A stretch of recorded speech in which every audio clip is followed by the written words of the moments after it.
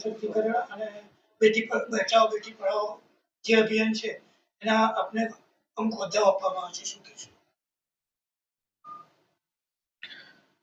મહિલા સશક્તિકરણ બેટી બચાવો બેટી પઢાઓ અભિયાન, જે અભિયાનનું ડ્રીમ માનનીય શ્રી આપણા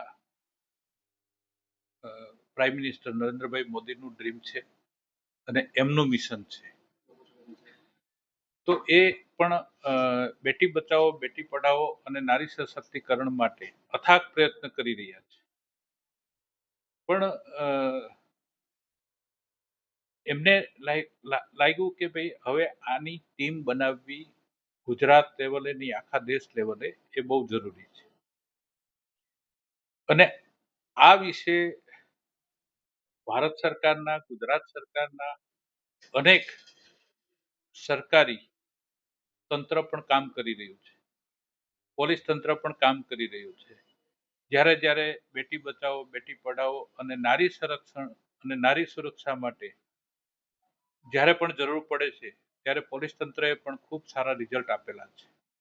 એ આપણે ઘણી બધી વખત વડોદરા શહેર અને ગુજરાત અને હિન્દુસ્તાન લેવલે એ રિઝલ્ટ આપણે જોયું છે.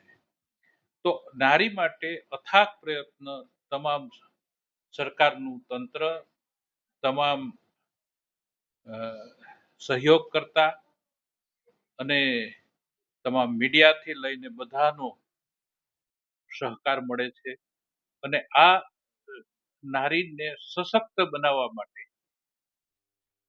ગુજરાત પ્રદેશ લેવલે અમારી નિમણૂક કરેલી છે અને વધારાની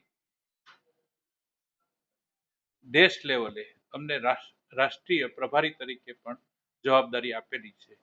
અને એ જવાબદારી અમે સંભાળી અને એમાં સફળ થઈએ અને આ જવાબદારી પૂરી રીતે નિભાવીશું એવી અમે ખાતરી આપીએ છીએ. આ નિમણૂક કોના દ્વારા કરવામાં આવી છે?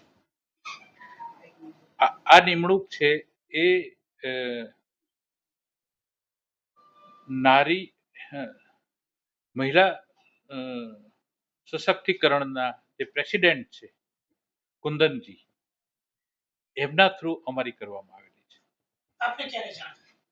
આની 3 દિવસ થયા. જી. આમાં શું પ્રવૃત્તિઓ છે? નારી સશક્ત બને તો આપણે એનું મિશન જોયું છે કે નારી દુર્ગા રૂપ પણ લઈ શકે.